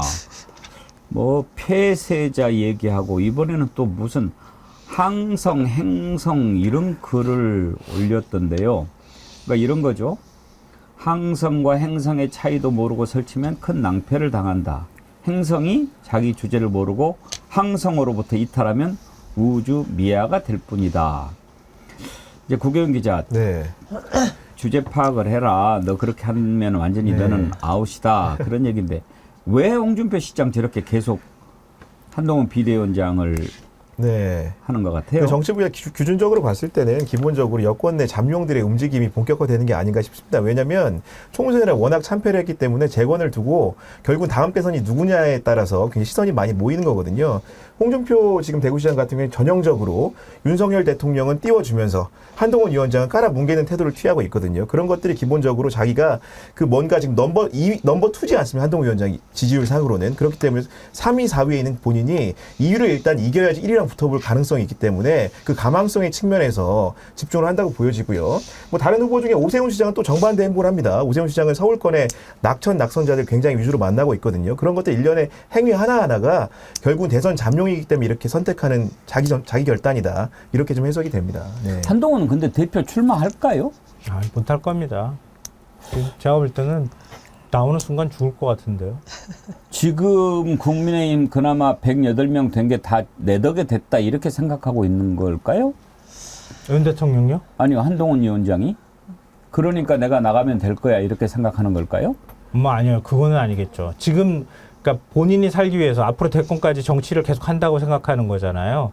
지금 타이밍이 좋을까 아니면 조금 더 있으면 좋을까 이런 건데 지금 타이밍에 나가지 않으면 존재감이 잊힐까 봐 걱정이 되는 거죠. 지금 나가서 뭔가 정치 재개 활동을 해줘야지 되는 거지. 그렇지 않고 만약에 1년 뒤쯤에 대통령 눈 무서워가지고 그때 가서 대통령 지지율 더 떨어졌을 때 정치 행보한다고 하면 완전히 변절자 프레임, 배신자 프레임이 완전히 뒤집어 씌워져가지고 정치를 다시는 못할 것 같다라고 하는 두려움이 있으면 이번 전당대회에 나올 가능성이 있는데 그러기에는 너무 빠르다고 하는 제가 보기에도 좀 빠르거든요. 왜냐면 이번에 나오게 되면 진짜 죽이려고 덤빌 거거든요, 대통령이. 한동훈 위원장 자꾸 여론조사 보면서 취해 있을 가능성이 있는데 과거에 김무성 대표가 여론조사 상위권이었을 때도 있었어요. 그러니까 여당의 지도부를 맡는다는 것 자체가 여론조사에서 급격히 본인에 대한 인지도와 지지율을 끌어올리는 것이 되는데 이게 이제 허수인 경우가 많았습니다. 그래서 한동훈 전 비대위원장 뭐 여론조사를 집에서 보거나 이러실 게 아니라 그냥 수사받을 준비를 좀 착실히 하는 게 본인의 정치 진로를 위해서 더 현명한 방법이다라는 생각이 들고 홍준표 글쎄 대구시장의 발언이 일부는 맞을 수가 있는데 저는 그렇게 좀 뭐랄까 마음에 썩 와닿지 않는 이유는 전직 당대표였고 대선 주자였던 인물이 대구에 가서 대구시장 한 것 자체가 사실은 좀 후배들 보기에 저는 부끄러운 행보였다. 안타까운 마음이고 지금 이번 총선 대패의 가장 큰 원인을 제공한 사람은 윤석열 대통령입니다. 한동훈 비대위원장도 잘못했지만 본질적인 문제를 자꾸 제외하고서 얘기하는 거는 너무 정치적 계산이 깔려있는 거 아닌가 그런 생각이 듭니다. 네, 이어서 취재에 의거한 마지막 한 말씀 드리면은 한동훈 위원장의 전당대회 출마 여부는 저는 5월 17일이 분기점이 될 거라고 생각합니다. 왜냐하면 5월 17일 무슨 날이냐면 그날 원외 이제 위원장들 있잖아요. 5.18을 방문하기 전날에 국민의힘 혁신 워크숍을 합니다. 근데 지금 모르시겠지만은 한동훈 위원장이 비대위원장이기 때문에 공천 짱 많이 준 거 아니야? 그러니까 예를 들면 당선된 사람들이 많을 거 아니야? 이렇게 생각하시는데 실제로는 당선인들 상당수는 재선 이상의 중진들이기 때문에 사실은 한동훈의 지지세가 얕고요. 실제로 낙선한 선거에서 완벽하게 떨어진 분들에서 원외 위원장들 사이에서 한동훈 지지세가 지금 굉장히 견고하게 유지가 되고 있거든요. 그렇기 때문에 이분들이 지금 후위를 도모하고 있고 그런 국민의힘 혁신하는 자리에 한동훈 위원장이 출연할 것이냐 말 것이냐 그날을 분기점으로 전당대회 출마 여부가 저는 가려진다고 개인적으로 관측을 하고 있습니다. 예. 오늘은 여기까지 하죠. 내일은 아무래도 이제 오늘 영수회담 결과를 가지고 얘기해보는 시간이 될 것 같은데요. 백승봉님, 지난주부터인가 진보 유튜브 방송 관련해서 중간중간에 이유 없이 끊기는 것 경험하신 분들 없나요? 백운계의 정치 1번지, 김어준의 뉴스공장, 매불쇼 등 매일같이 하루에 최소 한두 번씩은 중간에 끊기고 다시 접속해야 하는 부분들이 있는데 설마 아니겠죠? 그런데 같은 상황에 다른 인터넷들은 너무 잘 된다는 게 문제라고 생각합니다.